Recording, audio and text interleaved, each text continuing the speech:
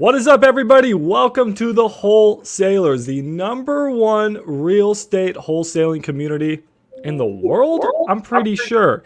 And we also talk a little bit about creative finance investing. But today, we're going to be celebrating because, well, my dog's celebrating too, because we just got like our 15th deal within the community. We've helped multiple wholesalers get their first few deals, and we're generating over 6 figures in revenue. But it's all thanks to really one person. And that is Kristin and Kristin's daughter. Hello, Kristin. I'm the assistant. Oh, really? You look like Kristin's daughter. Did I already mess up? 9. Isn't she 9? She's 8. Her daughter's 8. Oh, that was the wrong person I'm thinking about. That was a great intro, Max. You totally threw that one off. I swear that was someone else. We're a great dynamic duo. Yeah. Never mind. Without my team. Okay, that's your team. Anyways, good job. I still wish I could redo that one. Anyways, well, Kristin is our amazing title and escrow officer. And how many deals have you done with us, Kristin? With y'all? Oh, a few hundred with RFP, I'm sure. A few hundred deals with us, and then how many have you done in total? Probably more than about 14,000 deals. Oh my God, 14,000. So I'm pretty sure you've seen it all, haven't you? I've seen a lot, yes. Mm-hmm. What is the craziest thing you've seen as a escrow officer? I don't know. There's some close ones. I've had elderly fraud. I've had a POA where a wife fraudulently sided for the husband. And I've had someone die the day of closing or the day after closing. I've had several. I had to do a lineup one time for a fraudulent deed that was filed. Wait, what? I had to do a lineup. Yes, a police lineup. There were 5 fraudulent deeds filed on 5 different properties, and I had to have all of them. And I one of them, and I met the person, so I had to. So I can confidently say that you have seen it all. And with us, we've gone through some crazy things. I know that for sure. We've had some properties that were torn down by the city, like the day before closing. We've had a lot happen. And so can you start by just saying, what is title and escrow? What's the difference between the two? Well, title. Sorry, I needed to have a drink. Our job as title is basically to do the research on the property, to make sure, to see what liens are out there on the property and the homeowner or anyone that could be a vested owner, whether it's an heir or somebody that's in the chain of title. So we want to make sure that when you purchase the property, it's free and clear of any liens and nobody can take it from you. And as far as the escrow side of it, that's our, like the money part of it that we're handling it, just to make sure that all the liens are paid. It has to go through us for us to be able to insure it on the escrow side. Gotcha. So when I think we're getting a little bit of feedback, Kristin, do you have something else playing on your side? My voice is looping. I wonder why. Huh. Okay. No worries. I turned my phone off. Okie dokie. Odd. Okay. Hopefully it's not too bad, guys. Let me know if it's there's a reason why the voice is looping.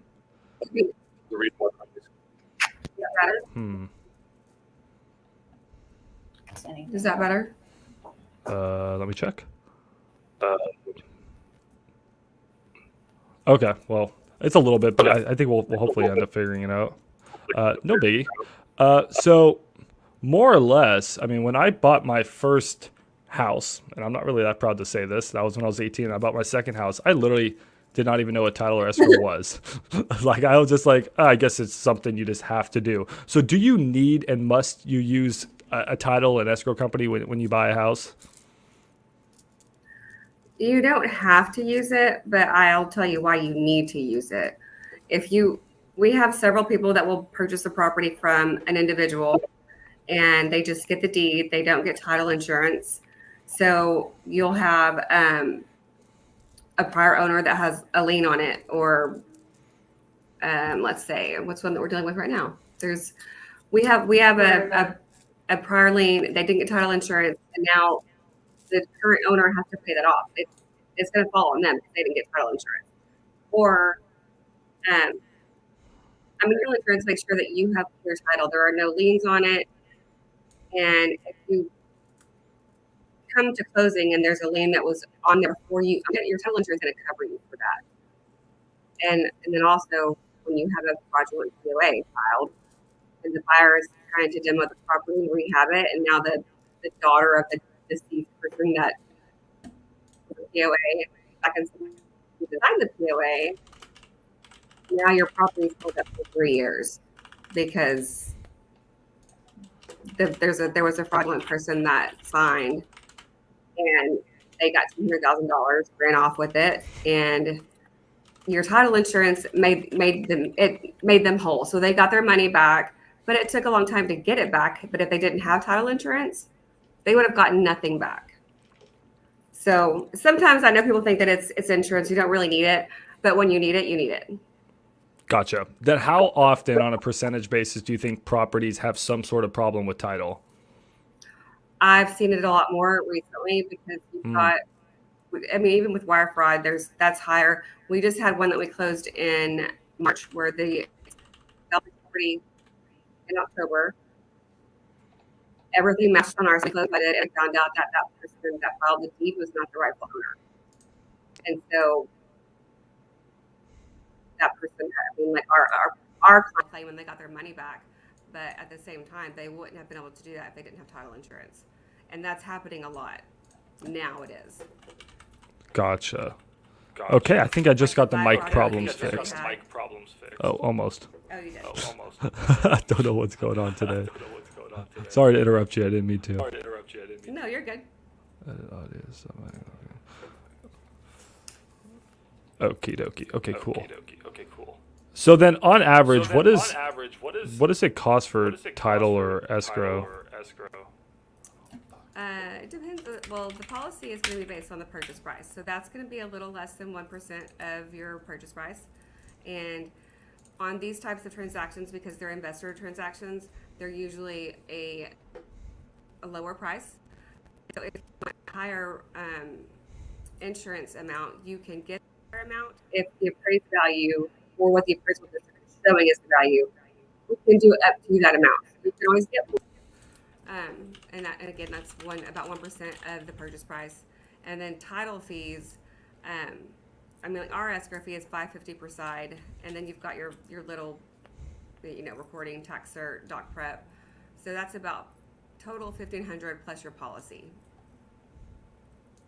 Okay. So about $1,500 and then about 1%. Right, of the purchase price. Okay.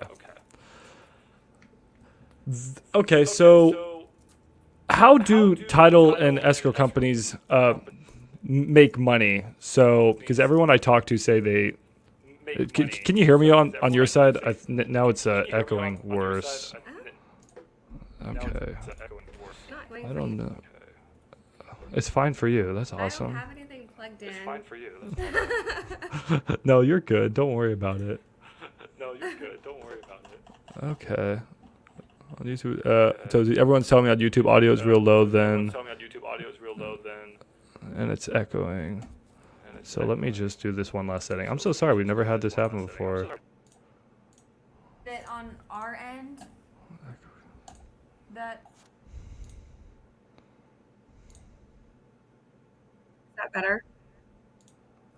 Maybe. I think so.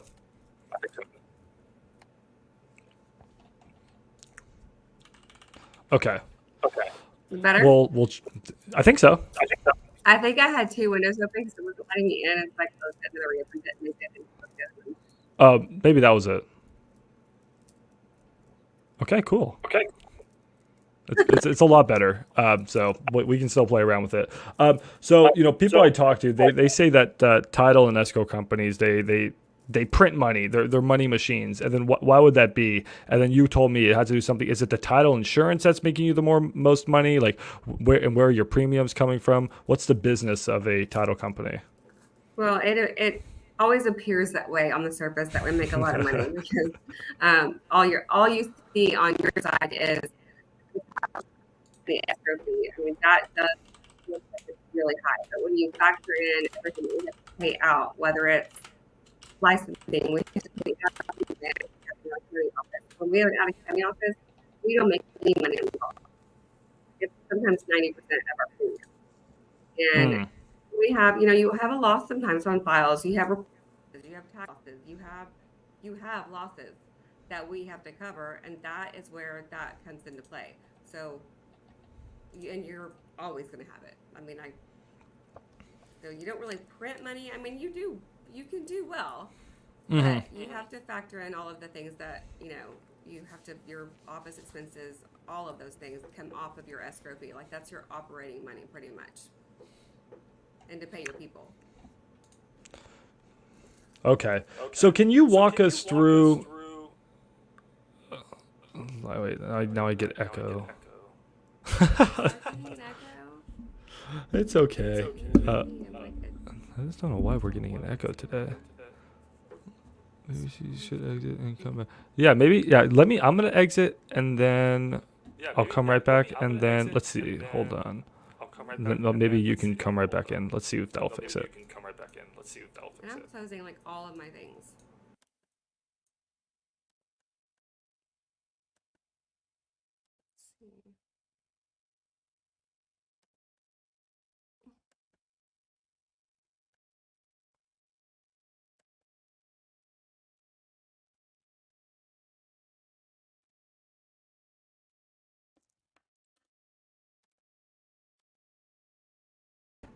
Okay.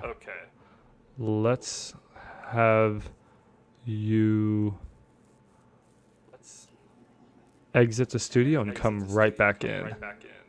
Let's see if that works. You want me to? So yeah, if you can just exit the studio and come right back in.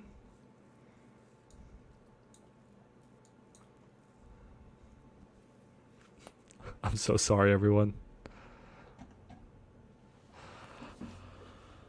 Okay, yeah, start having your questions roll in. Sorry about this, everyone. I think we'll hopefully get this fixed. You gotta love technical issues. Audio sucks.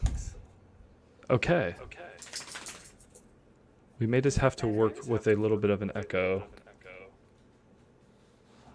That's okay, it happens. I'm technology challenged. It's okay.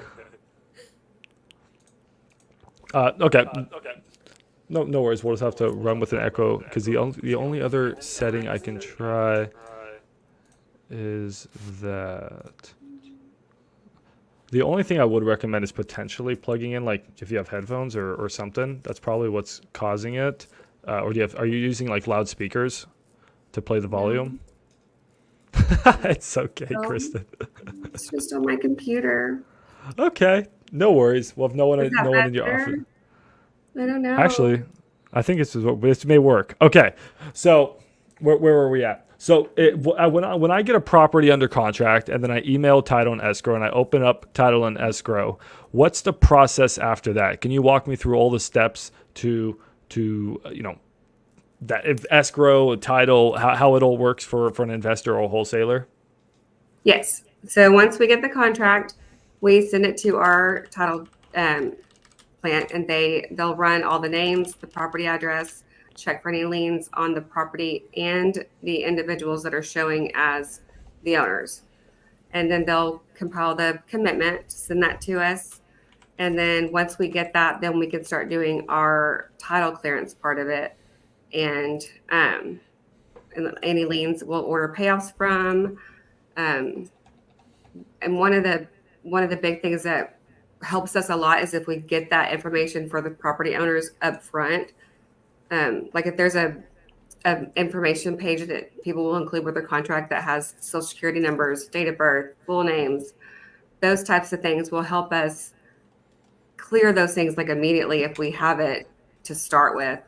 And then once we get all the liens cleared, then we can move into the closing stage. But that can take a long time, especially if there's deceased people in title, and we can get into all that and as we go. So what steps can wholesalers or investors take to make your life easier as a title company? Setting realistic expectations. And like I mentioned, a lot of times I will give a lot of the clients our questionnaires for affidavit of heirships or payoff authorization forms. So when they're signing contracts, they can already get those things filled out. And so when we get those back, we don't have to ask for anything. We already have all the information. We can order payoffs. We can prepare affidavit of heirships. What else? Like, There's.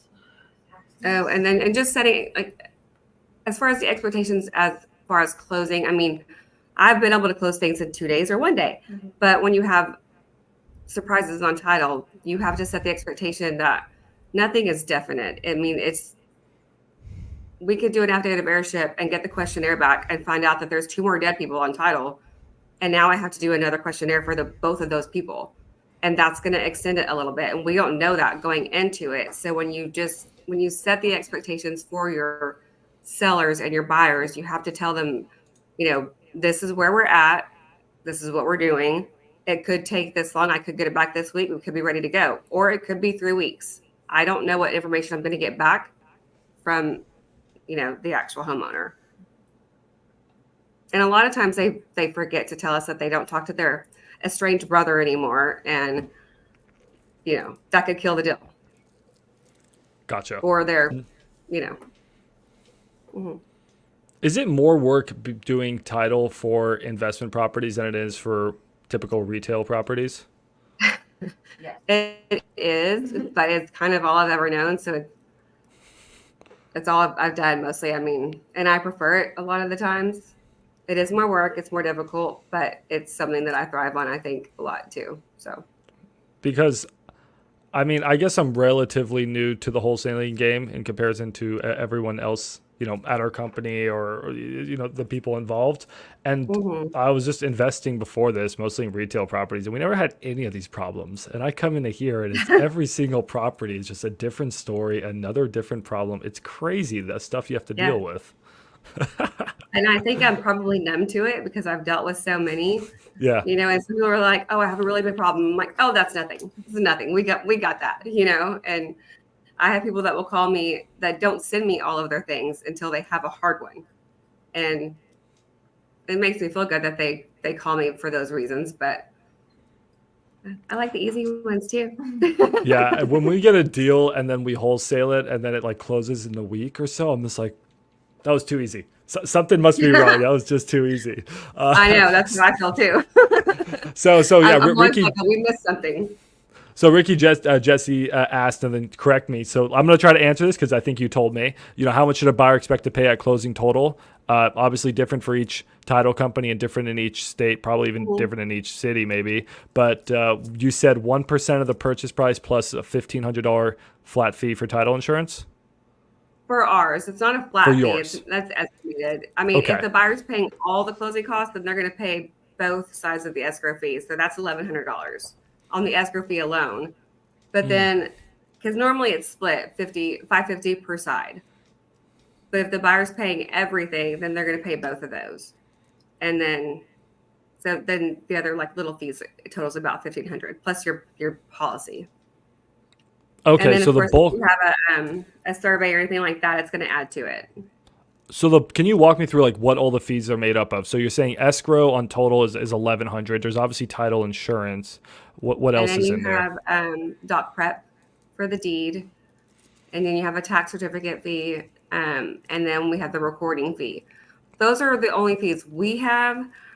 A lot of other companies, like you said, it depends on where you close. Some of them will have an abstract fee or a courier and FedEx fee, and they'll add just a bunch of little fees to it. So we kind of loop all that into just one escrow fee to make it easier. Gotcha. Okay. Mm-hmm. Yeah, I didn't know escrow was that high of a fee. I thought most of it was in a form of title insurance. So that's a surprise to Escrow me. it's usually ranges between $400 to $600, and that we try to stay in the average. Okay. Gotcha. Mhm. And then when you say escrow, all it is you handling the money and then you dispersing the money at the time of close. That's pretty much all escrow is. Yeah, I mean that's what you would classify it as, and I mean unless a lot of times we're holding funds too for taxes or payoffs that we haven't liens that we haven't been able to get a payoff for. We might hold funds for that. That would be considered like an escrow agreement and a holdback. So that would fall under the escrow side too. And I don't usually charge extra for holding the funds, which we probably should, but we don't always do that. What is the longest time it's taken you to close a deal from like start to finish? Like how long has one taken in escrow?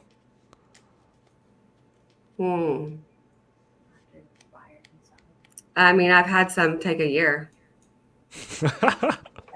Yeah. And that sounds crazy because a lot of times I'll get one that I close in one day.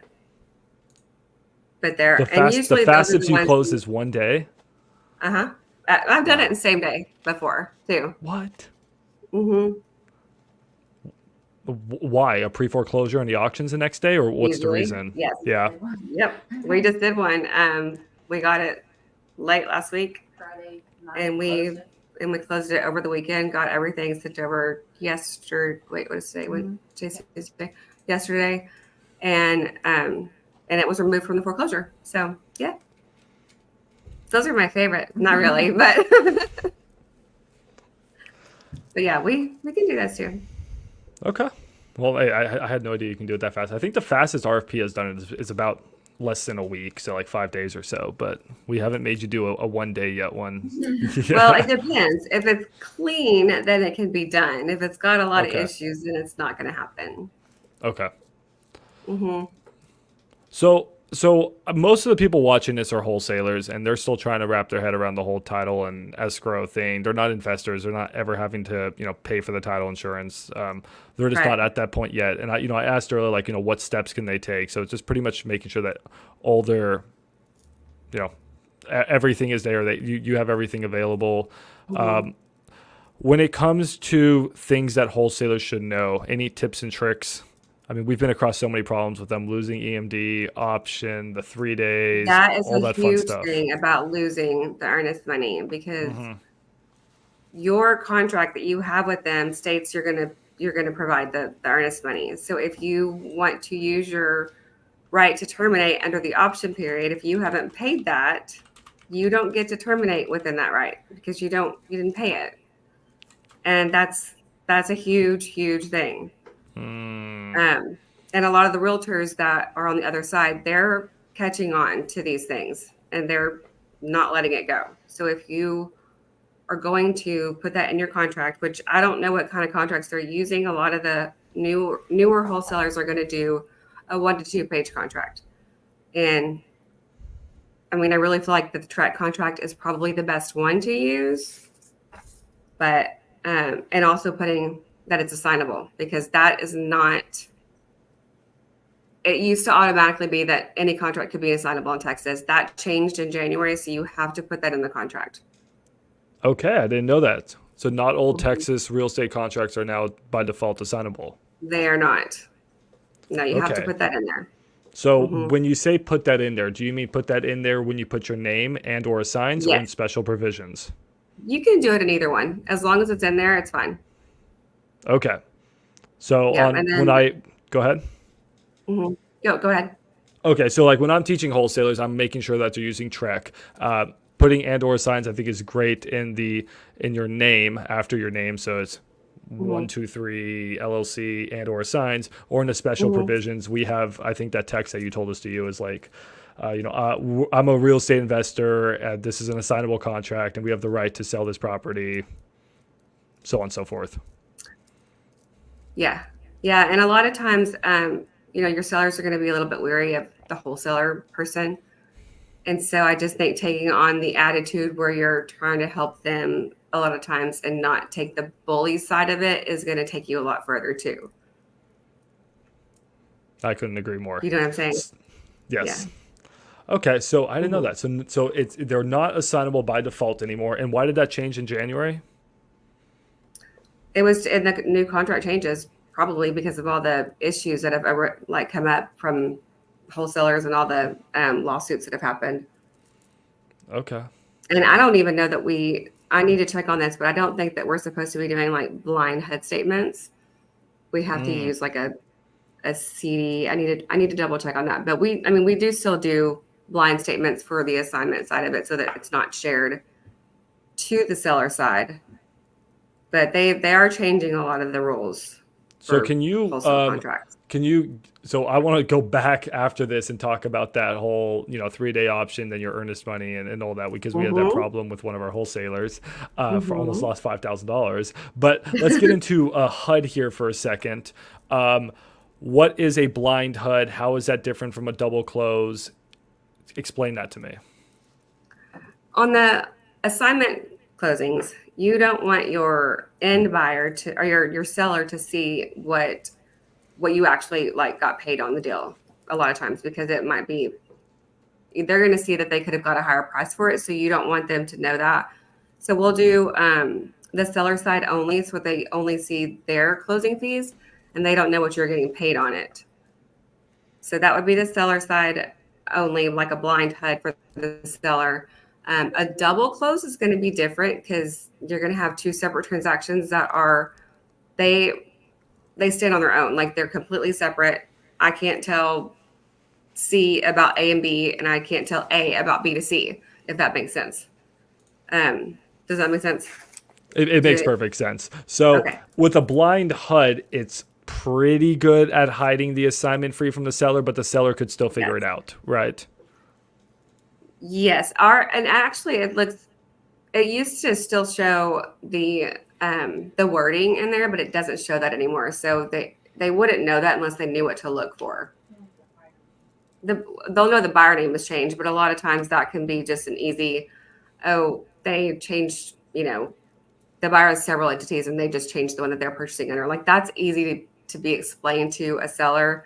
The agent is going to be the one that throws a bigger fit about the buyer name changing on the closing statement, not the seller. Does that make sense? Yes. Okay. And then when do people use double closes?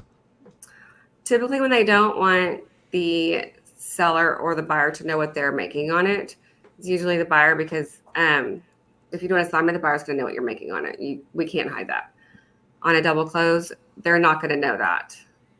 And so we do a lot of the simultaneous closings. So they happen the same day. Everyone signs the same day. It funds the same day. And they don't see how much you're making. Gotcha.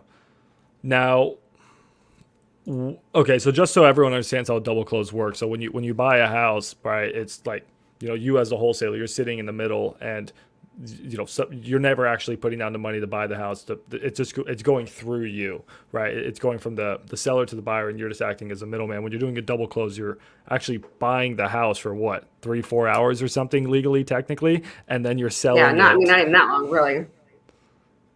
Yeah, and then so what do you charge for a double close? So, and I want to touch back on that too, because a lot of times there's two different ways to do it. Like whenever I was doing these double closings before, it was a true double close where you had funds that closed, like the B person had funds to close that transaction, and then the end buyer funded their transaction and they got paid back within the funding process. Now I think it's more common that people are trying to do pass-throughs, which means you have your A to B contract and your B to C contract, and your C person is funding the first transaction because they don't have the money to fund it. So they're passing through all of that to the end buyer. And the fees are going to be the same as far as our fees on each one. As we discussed earlier, like the amounts will be the same. The only thing that's going to be different is what's in your contract. If you're having the buyer reimburse you for any fees that you paid in the first closing, that's going to increase your end buyer's closing cost. And sometimes if I'm doing both of the transactions, which normally I would be, I can usually help out with the fees. But if it's a true double close where they're funding it on their own, I don't always have that side, and I can't control the fees on that. So I try to keep it down when there's a double closing so the end buyer is not paying so much, but that's hard to do sometimes.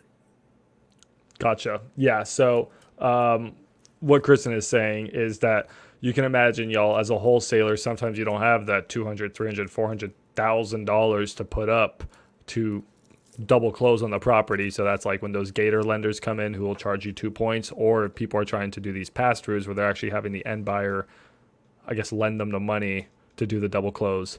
But I've never. So is that allowed?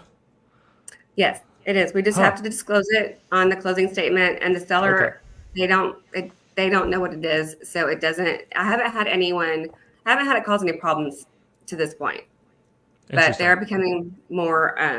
We've done a few more, yeah. But the transactional funders, there are transactional lenders that will actually do the funding, like you said, that will charge you the points. And I have a list of those too. So if anybody needed to have some contacts for that, I have several that I can send you. It's a pretty amazing lending job because all they're doing is lending money for literally a few hours, and then they get like a 1% or 2% return. It's pretty wild. Yeah. Yeah. I mean, the deeds get filed, so you do take title for a minute, but it's not for very long. So yeah. It's absolutely amazing. So, okay. So then on your side, you said it's the same price, or are you charging just twice the amount because it's two closes? Well, it's the same closing cost on each one. So both of them are getting a policy. If one is not getting a policy, I need to know that ahead of time because we won't run title on that file. Okay. If that makes sense. So if they're, I mean, I usually will do 2 policies on those, but we don't have to. Sure. So. Okay. Well, thank you for teaching me a little bit more about double closes. We have some questions to go through. So I'm going to put you on the hot seat and we're going to get asked some questions here. Okay. You can answer them quick. We'll go through. People are firing away questions. So is it easier to do title for land, or is it the same process as on a house? It's the same. Easy. Yeah. Wow, that was firing away. I love it. Let's go with this one. Are the title fees negotiable when doing a double close? Sometimes. I mean, like I said, I try to keep them down if I have both of the closings. So I try to keep the escrow fee as much as I can down. I'm not going to let it kill a deal. I can price match. We just can't. We're not supposed to discount things. What happens when you find liens against the property, which happens all the time? Do I, as the wholesaler, let the seller know? Any third-party stories would be a great example. Like, how should a wholesaler handle finding liens when they're trying to wholesale a deal? Well, if they already have it open at the title company, they'll know what liens are out there. If they don't have it opened yet, a lot of my clients will email me the property address. I can do a quick search, but it's not going to do a full name search. But you can usually, we open them early usually just to find out what's out there. And if you do have a lien on your sellers, it's okay to talk to them and tell them about it. Sometimes it freaks them out, but if you put them in touch with the title company, they can usually talk them off the ledge and let them know. I mean, we see it every day. And like your agents are going to freak out and be like, how can I help? They're just dying to help you. But that actually causes more problems for us because they're calling us nonstop and just emailing us and trying to do. And I'm like, we see it every day. Just let us do our job. We'll figure it out. We know how to get the liens removed, but let us do our job. You calling me 20 times a day is taking away from me doing my job. So a lien, for y'all who don't know, is just debt on a property. The most common is a mortgage lien that's in first position. You got solar liens that are super common. You have all different types of liens, but there are times when the sellers don't even know that they have a lien on their property. How could a seller not know that there's a lien on their property? Anyone can file anything they want to on anyone they want at any time they want. And a lot of times you are not going to know until you go to sell your house. That's the only time you would know. They don't have to notify you. And if it's not a valid lien, then it's your job to go to court and get it removed, which is, that's the thing that sucks because you have to go pay an attorney to go get it removed. Otherwise you have to pay them. And that's what they're banking on. So I recently had to file a memo on a property, and I'm pretty sure you were the one that actually filed it for me. And we can get into that in a second. So I clouded title so that the seller could not go around me because we had a legally binding contract and they were backing out of it. But that's not the same thing as a lien. So what's the difference? It still creates a cloud on title. You can't close with that on title. So you still have to clear it. It's treated like a lien pretty much. So it's a lien without a set dollar amount? Right. I mean, the dollar amount would be whatever you tell them that you want to be paid to be for them to release it. Now, I was pretty amazed. It took me all of like 2 minutes to file a memo, to write up the memo, to send it to you, and then for you to file it. And I don't know how much do you charge to file a memo? It's based on the county. And so it's like $30, $35, whatever it is. It's not much. So for $30 or $35, I made it so that the seller could not sell their house. It almost seemed too easy. I was like, wait, this is a thing? Like, I felt like super powerful. Now, I don't think you should go around and just filing memos on people's houses. But is that the same process for a lien? Is it that easy, or is there a little bit more work involved? That easy. Yeah. What's stopping people from just false claiming other people's homes? Well, I mean, if they're falsely doing it, then they're going to that seller would hire an attorney and they would fight it. And then that person would probably get a pretty hefty fine from the judge. Do you think the process is too easy to file a lien or a memo? Yes. I think that you should probably have to provide some type of backup documentation to support your lien that you're filing. Yeah, that's what I think so too. It was the weirdest experience. I was like, this is too easy. But anyways, I guess that's not really our problem. Sucks for some sellers. It's the same thing with a deed though too. People can sign a fraudulent deed and file that also. Yeah. And then you don't know that happened until your taxes get messed up or you go to sell it. And now I've got two owners on there, or they're trying to sell it from underneath you. So back to the original question is, yes, there'll be situations when you're a wholesaler and you have a good relationship with the seller, and the seller's like, yeah, I have a mortgage lien. Yeah, I have a solar lien. Yeah, I have an HVAC lien. But they don't even know that in 4th, 5th, 6th, 7th position, they had, all these construction liens because they didn't, pay the tree trimmer. They didn't pay the mechanic and or mechanic liens or whatever the situation is. So yeah, there will be liens, and honestly, the best way to approach it is just have a conversation with the seller. I mean, maybe they're going to be mad and frustrated, but it's not your fault at the end of the day. It's whoever filed the lien who they're going to be mostly angry at. And just put them in touch with title so they can. You can send them a copy of it. Yes. Yeah, and we always have copies of the lien too, so that we can send them a copy of it so that they know what it's for. And that sometimes helps refresh their memory. There's credit card judgments too. If you have a credit card debt, they'll file a judgment that can go on your property. I mean, if it's homestead property, there's a way around it, but it takes 30 days. Otherwise, you just pay it. But child support, all of those are going to show up. Okay, we got a few more. You're doing so great answering all these. This is a longer one. As a wholesaler, is there anything we can do better to prepare the property for title and escrow? So that's sort of like I was asking earlier. We're getting a few of those.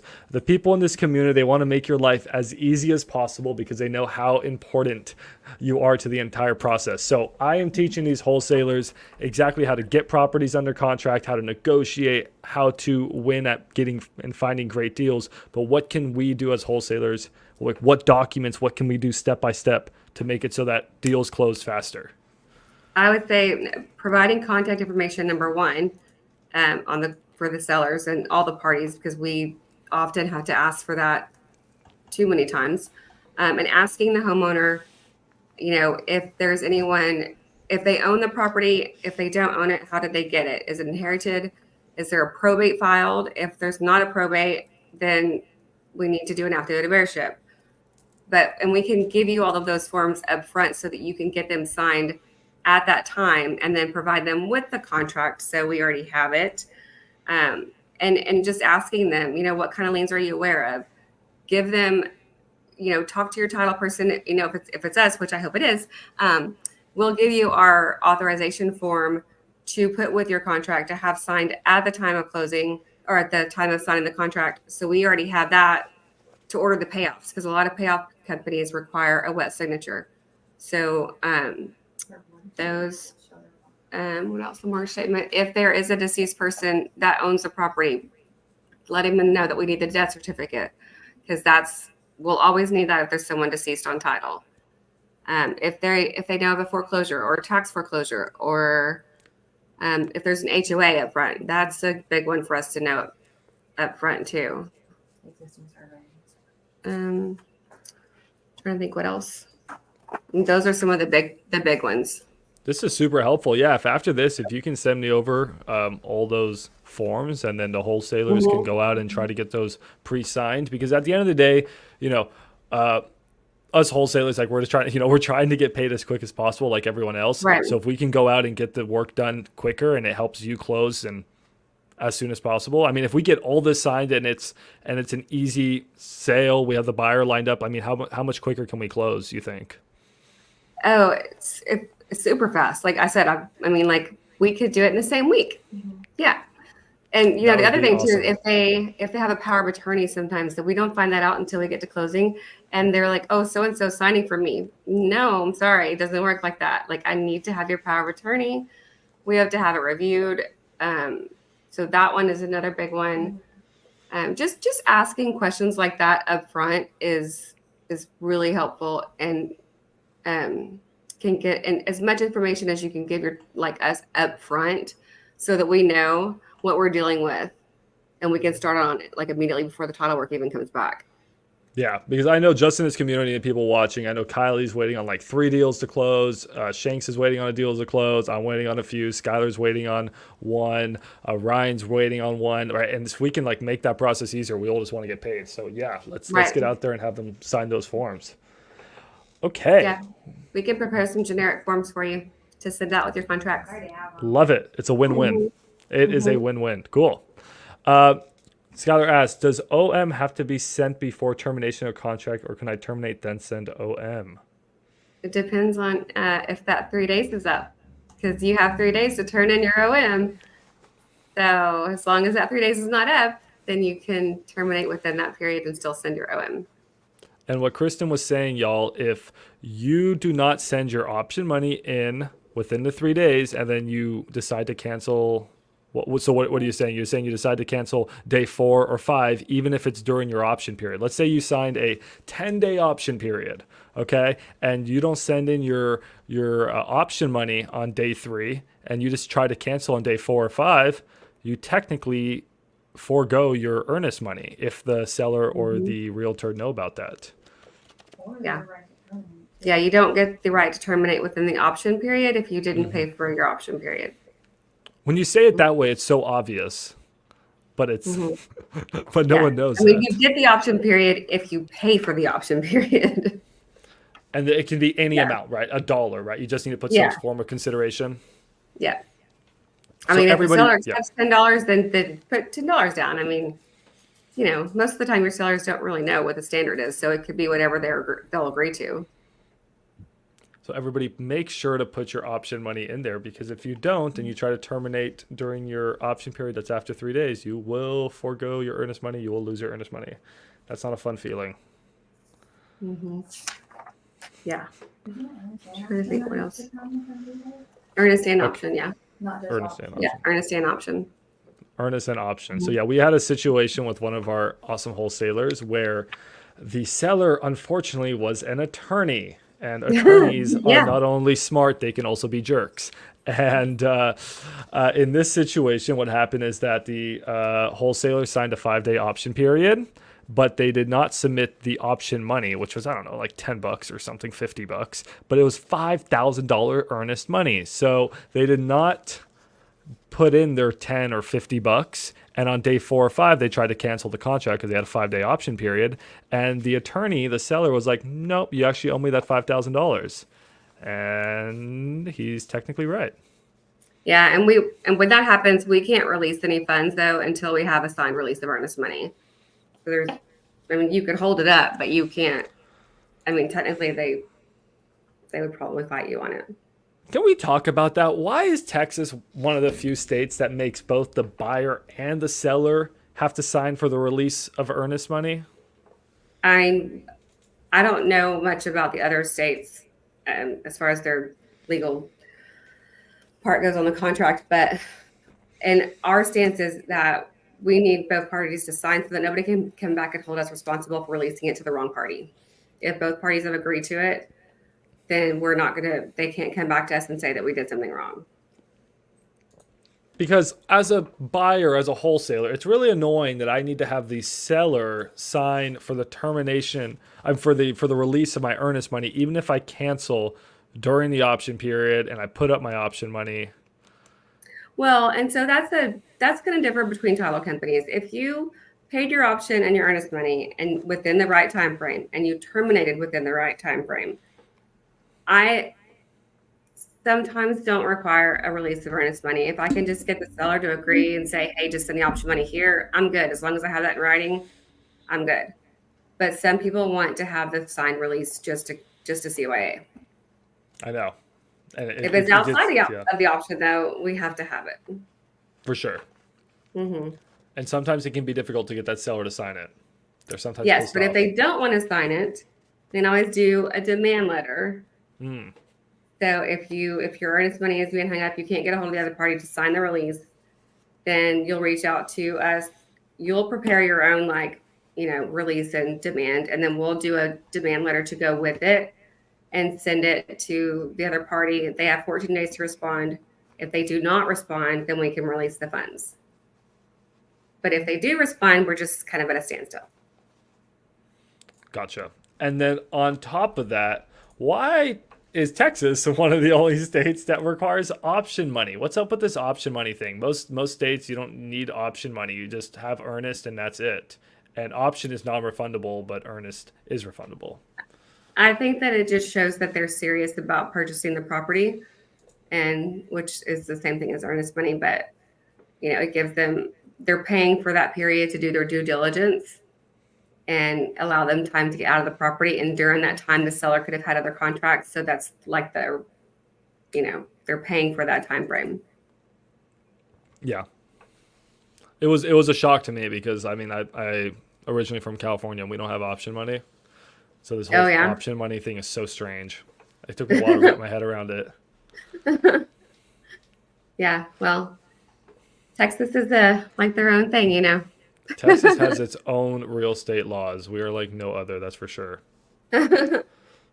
So we had one last question to answer. So Shanks was saying, how could a homeowner educate themselves on how to clear a clouded lien, and how can they figure out if they have any liens? So to figure out if they have liens, they can just reach out to title, right? But then to go around clearing them, is it just you have to get an attorney probably? Yeah, if the valid liens, you would have to get an attorney to fight it, and the judge would have to sign off on removing it. Gotcha. Mm-hmm. Yeah. Okay. So that is that in terms of questions. What do you think we have not covered? Oh, well, I was going to tell you one other thing that we just had recently that I would tell you about elderly fraud. We had a file recently, and the couple was, we're probably 70-ish. It was a trust. It was in the name of a trust. We spoke to these people. We created their certificate of trust. And they signed with one of our notaries.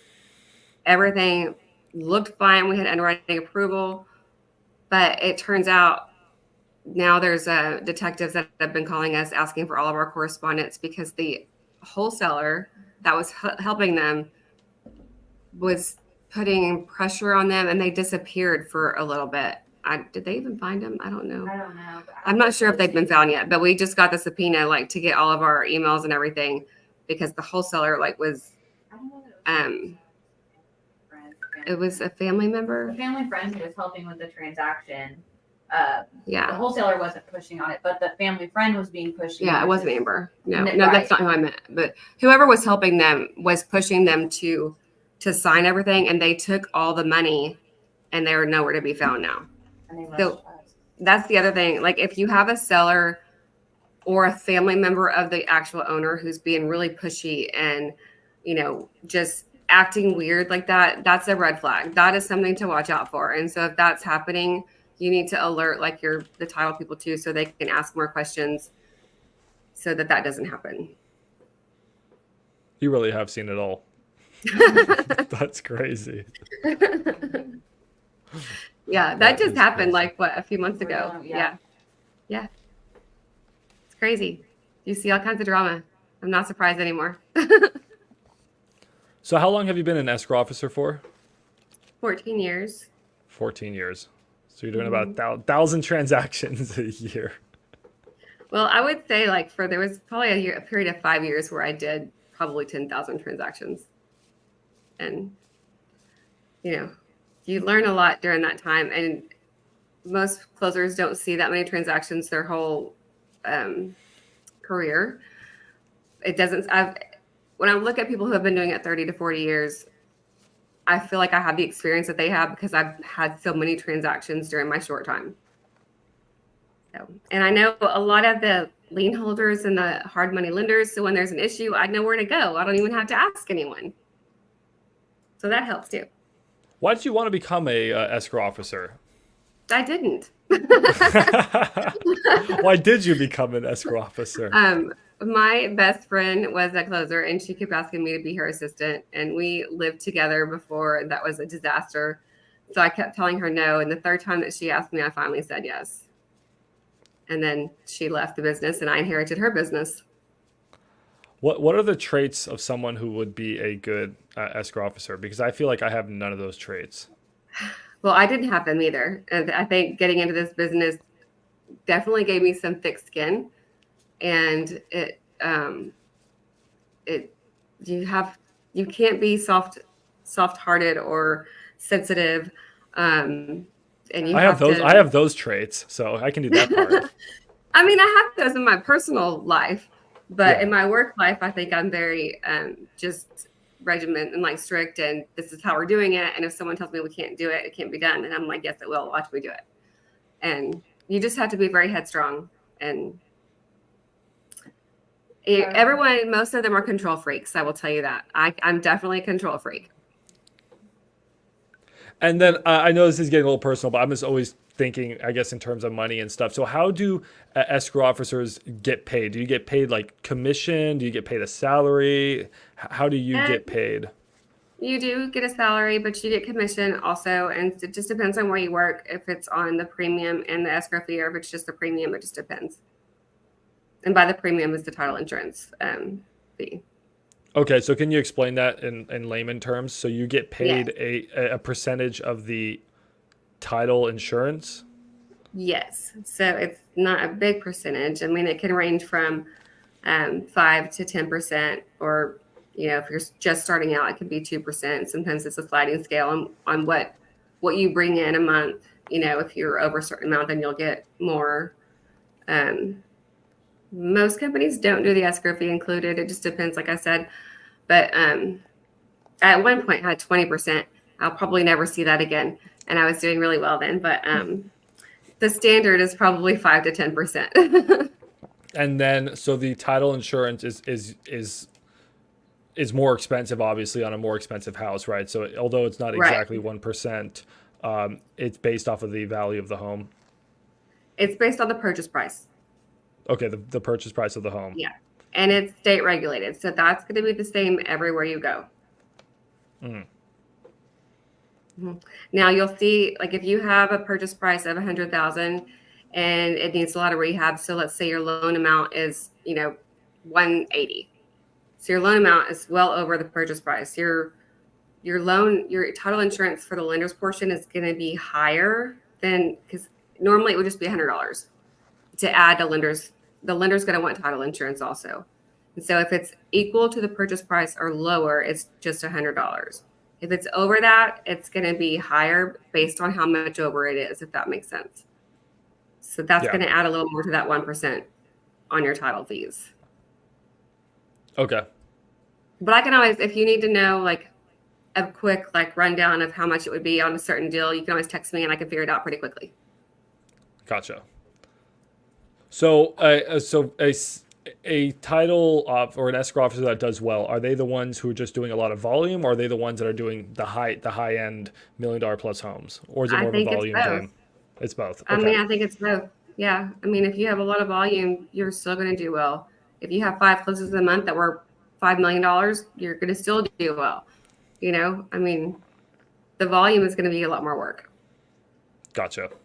And then when I started wholesaling, everyone was like, find a investor-friendly title company to work with. And I was just like, oh, why does it matter? Every title company is the same. Every escrow officer is the same. I learned that the hard way. So can you explain that to people, like why it's so important to work with someone like yourself who works with investors? Well, I mean, this business is harder. It's more work. You have people that lie. And I mean, just all the affidavit of airships, deceased people. I mean, people don't want to deal with that. And then they also don't want to deal with investors or wholesalers because they don't know how to do an assignment. They don't know how to work up an assignment closing statement. They don't know how to do a double closing. They don't know how to do a step 2. They don't.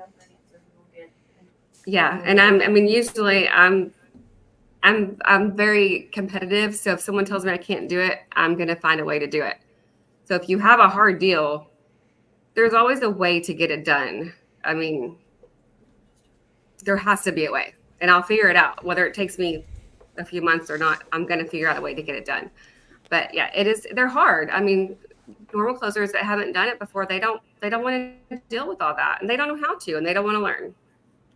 Well, So I'm happy you brought up.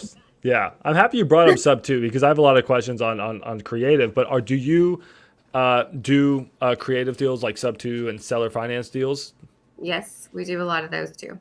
You do? Okay, tell me about that. So what's the process different like? Because a lot of title companies won't touch them.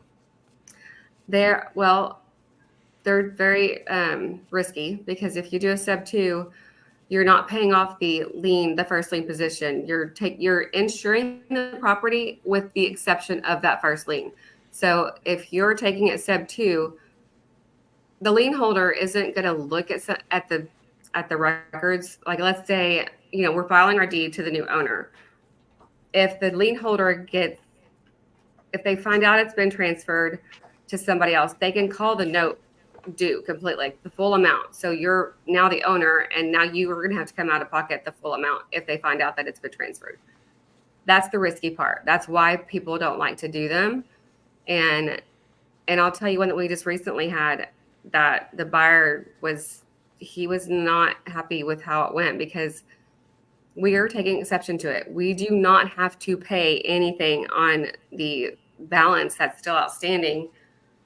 That is between the parties. But I've learned now through all of that. You have to get the reinstatement fee if that's what they want, and make sure that all parties are very much aware of what is going on and what is to be paid. Because and the other thing I learned with sub 2s, you have to disclose within 7 days. And each party has 7 days to cancel the transaction if they're uncomfortable with anything, even after it's closed. So if you get that disclosure on the day of closing, you have 7 days to withdraw from it if there's something happening, if you don't get the disclosures. So that is something that you have to make sure your title company is very aware about. Just the steps to do the sub 2, you've got to have the POA so that the new owner can talk to the mortgage company on behalf of the seller. Does that make sense? Because Wait, so you're saying I've just never heard the 7-day thing. So you're saying that you have to have that by law? It is a new thing. I just did a CE class for sub 2s probably a couple weeks ago. And when I heard that, I didn't know that. And so you have to disclose everything within 7 days. And so now I know to do that 7 days prior to closing. Otherwise, if something goes wrong, they can back out of it, and you have to undo the whole transaction. So let me understand this correctly. So you need to disclose everything, and then So go ahead. Go ahead. Sorry. No. I was just saying so that everything needs to be disclosed, and if it's not, the buyer or the seller can back out within 7 days, even if that's after closing. Yeah, and it typically it's going to be the buyer, but all of our sub 2 docs. I mean, we have all to start the whole package. We have to have the mortgage statement. The seller signs a POA for the new owner to be able to communicate with the lien holder, because they're now going to be the ones making the payments. And I'm trying to think what else. I mean, it's just it's just really risky. I mean, they usually end up, I've never had one go wrong, knock on wood. I've never had anything come back like that, but it is risky because you have the, I mean, they can come back and take the property and call it due. Yeah. But if they're getting paid, they're not going to do that. No, they're going to look if they're not getting paid. I understand sub 2 really well. I just didn't know. So then you're saying that you legally need to disclose everything as the buyer, that, hey, we're buying the sub 2. Hey, I need all these documents. And that if the seller, and then after you disclose everything, the seller has 7 days to back out. So we prepare the disclosures and we send it out to everybody. And it could be DocuSigned. It could be really easy. And it's just 2 of the documents that are signed within the package. But that can be signed 7 days before, and it should be signed 7 days before. Okay. Or it could be signed. I mean, it could be signed anytime before that, but at least 7 days is what I would say at the latest. Wow. Okay. And then, I mean, is it worth you doing subject to deals, right? Because they're a lot more work. And then are you charging more for them? I mean, is it worth your time as an escrow officer and you have the title company doing them?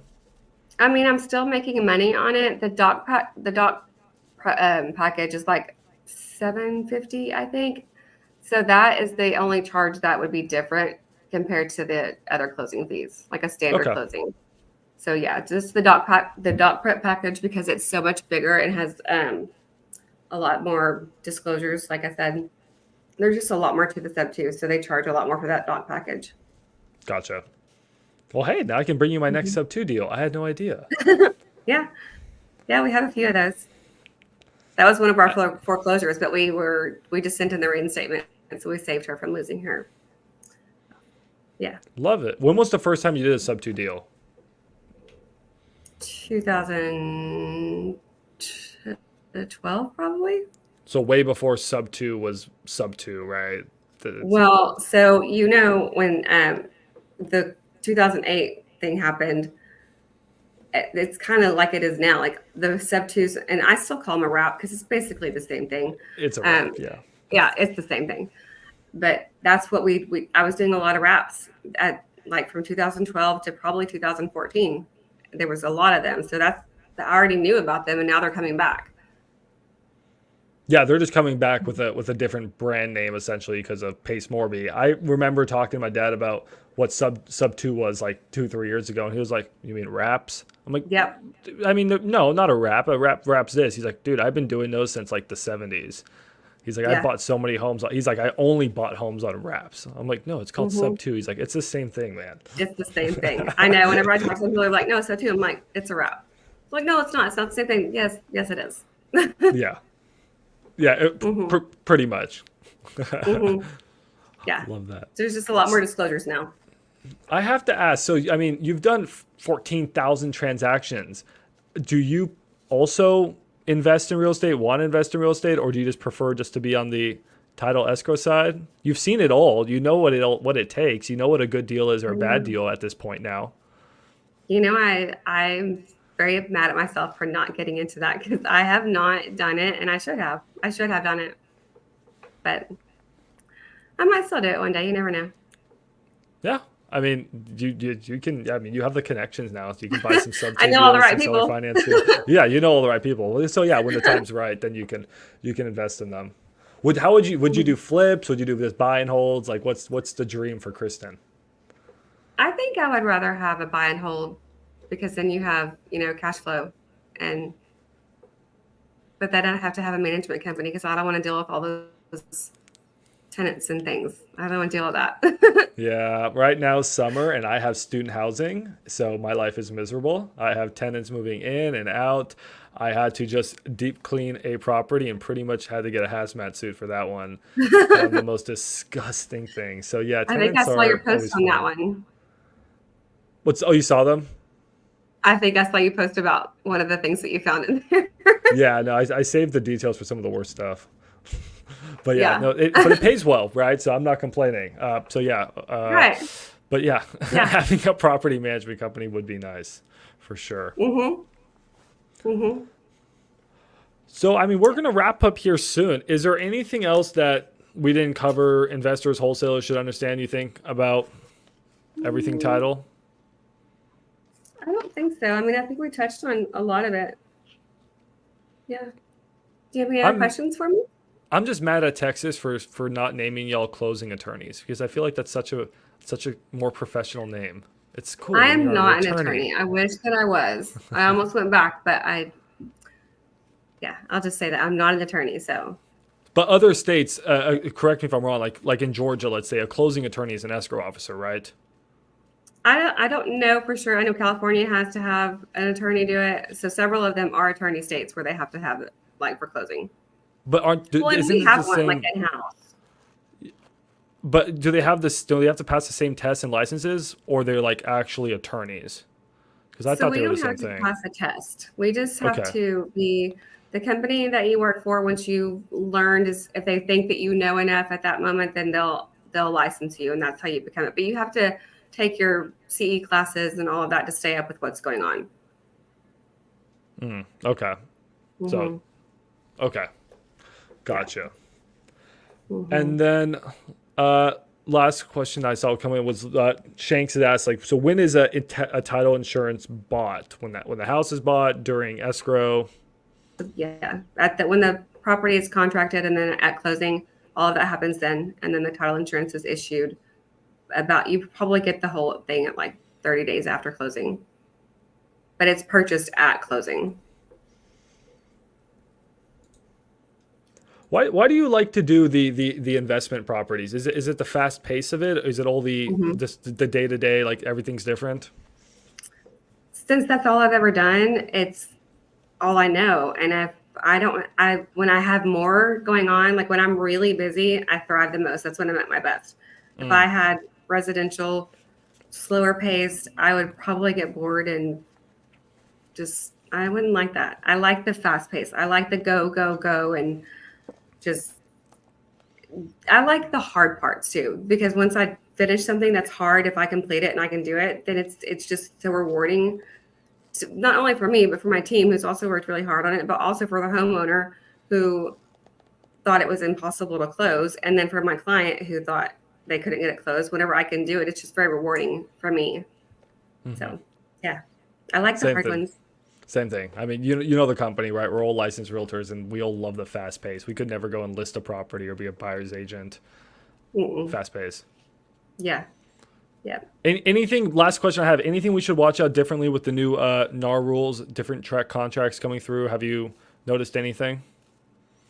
I'm doing a class on that next week. So okay, I'll ask you next week. Yes. And I have my whole PowerPoint that I need to look at for it too. So yeah. All right. Well, I'll be bugging you next week, asking you questions. Thank you for having me. Thank you, Kristin. This was awesome. I learned so much. Can't believe just 8 years ago I had no idea what title escrow was. Now I feel like I'm a professional. I got this. Yeah, it's fun. I like it. Good. All right. Well, thank you so much for hopping on here. I had a great time. Thank you.